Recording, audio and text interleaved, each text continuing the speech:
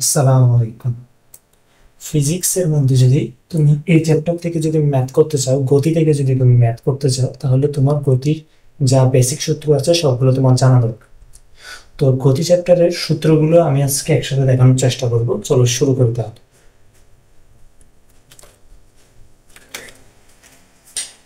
গতি গতির দুই ধরনের সূত্র হয়।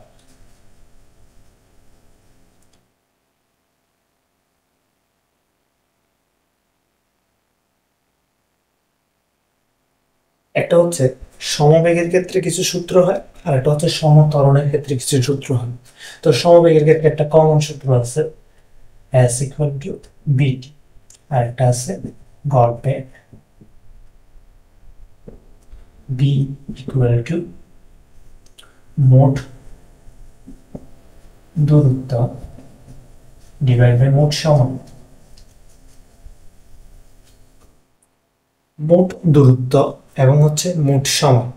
তো এই দুইটা, মোট দূরত্বকে মোট সময় দিয়ে ভাগ করলে তুমি পেয়ে যাবা গড় বেগ। এরপর হচ্ছে সমত্বরণের ক্ষেত্রে যে সূত্রগুলো আছে এগুলো খুব কমন হবে ওই সূত্র, যেমন হচ্ছে V equal to U plus IT, দুই number V square equal to U square plus two S, তিন নাম্বার হচ্ছে S equal to UT plus half A T square. তো এই তিনটা হচ্ছে খুব কমন হচ্ছে সূত্র।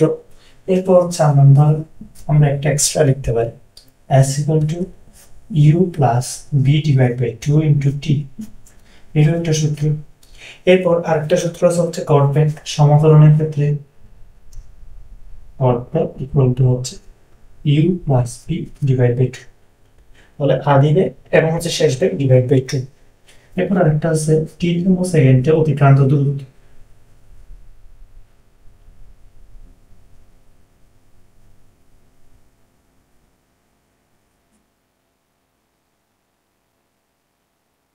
টি-তম সেকেন্ডে অতিক্রান্ত দূরত্বের সূত্রটি হচ্ছে st is equal to u plus half gt minus 1 half meter।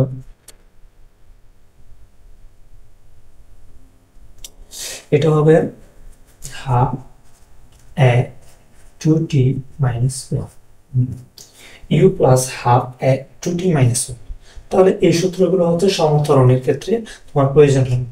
এরপর হচ্ছে সমবেগের পরে আমি এখন পরন্তস্থ সূত্রগুলো যদি লিখি, তো লেখা শেষ। এরপর লিখবো পরন্তস্থ সূত্র।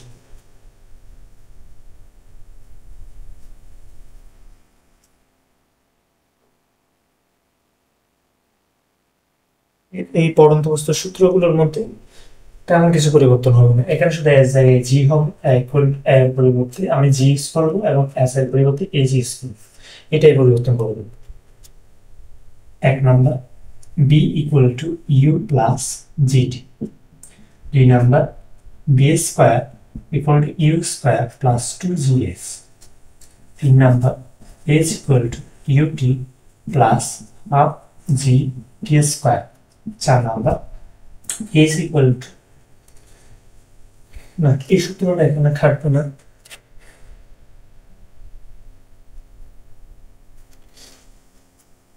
চার নাম্বার টি-তম সেকেন্ড অতিক্রান্ত দূরত্ব।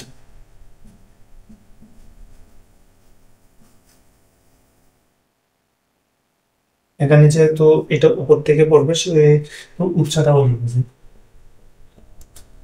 is equal to same u plus g 2t minus 1, u plus half g 2t minus 1। তাহলে এটাই সূত্র। এরপর হচ্ছে আবার কিছু বেসিক জ্ঞান আছে, যেমন হচ্ছে যদি মুক্তভাবে কোনো কিছু পড়তে থাকে দিলে। এরপর পরন্ত বস্তুর ক্ষেত্রে কিছু বেসিক ধারণা লাগবে, সেগুলো হচ্ছে যখন মুক্তভাবে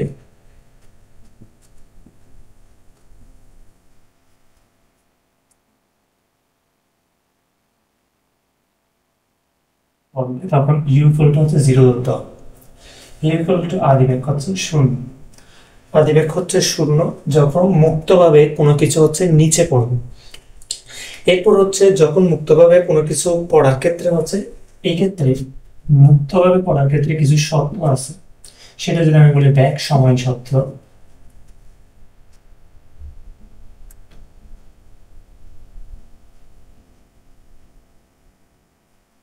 সরল সময় শর্ত,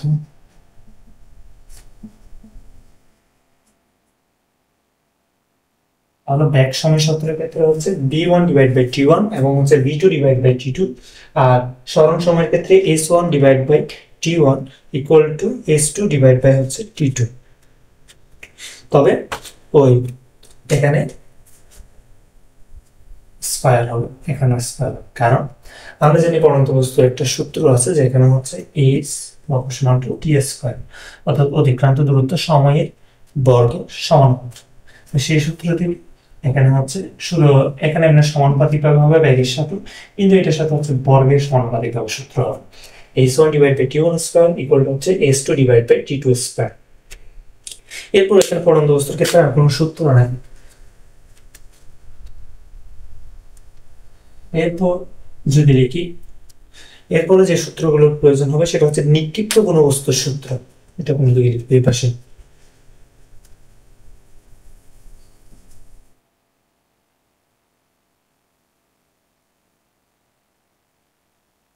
কোনো কিছু যখন নিক্ষেপ করা হবে,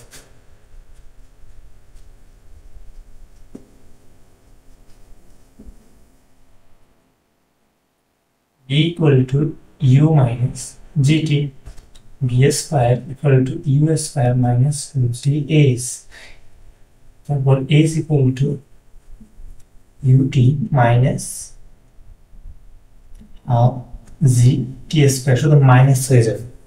তার একটা সূত্র হচ্ছে t তম সেকেন্ড অতিক্রান্ত দূরত্ব, সেটা হচ্ছে কি হবে ইকুয়াল টু, সেটা u, ওখানে একটা মাইনাস হবে half g 2t minus 1, u minus half g 2t minus 1।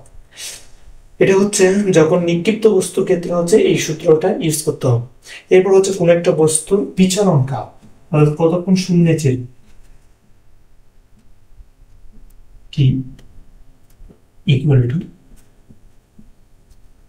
u divided by g। এরপর একটা হচ্ছে উপরোক্তে যতক্ষণ সময় লাগবে ইকুয়াল টু নিচে নামতে সময়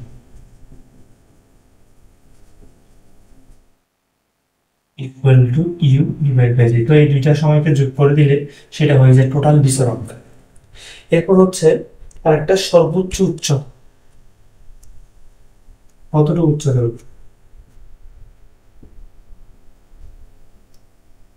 সর্বোচ্চ উচ্চতা is equal to হচ্ছে u square divide by 2g। এটা হচ্ছে সর্বোচ্চ উচ্চতার ক্ষেত্রে সূত্র। তো গতি অধ্যায়ের ক্ষেত্রে এই সূত্রগুলো দরকার। এখন এককগুলো কিরকম লিখবা, এখানে যে যে চলকগুলো ইউজ করা হয়েছে সেখানে মধ্যে ইউ, ব্যাগের ক্ষেত্রে একক লিখে দিবা মিটার সেকেন্ড ইনভার্স 1, ত্বরণের ক্ষেত্রে একক হবে মিটার সেকেন্ড ইনভার্স 2, দৈর্ঘ্যের একক হচ্ছে মিটার। এভাবে এই এককগুলো তুমি ইউজ করবা। এরপর সময়ের একক সেকেন্ড, সময়ের একক আছে সেকেন্ড। এরপর আর তো কোনো একক নেই, অর্থাৎ এই চ্যাপ্টারের মধ্যে এই চারটা জানলেই হয়েছে। তাহলে এখান থেকে তুমি এই সূত্রগুলো ইউজ করে ম্যাথ করলাম, ম্যাথের পর তুমি সে অনুযায়ী একক ঠিক করলাম, তাহলে ফুল মার্ক পাওয়া খুব সহজ। তাহলে এই চ্যাপ্টার থেকে সবচেয়ে সহজ প্রতি বছর ম্যাথ আসে।